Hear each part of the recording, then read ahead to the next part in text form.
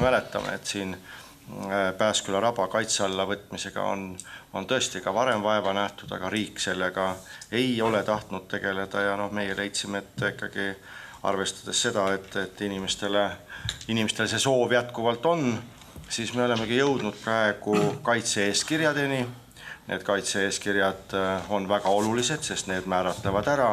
milline on kaitse eesmärk, milline on kaitseala asukoht, millised on piirid, kes on valitseja, valitsejaks on meil Keskkonnaamet, millised on lubatud tegevused ja kui linnavolikogu on oma otsuse teinud, siis võib öelda, et see pikk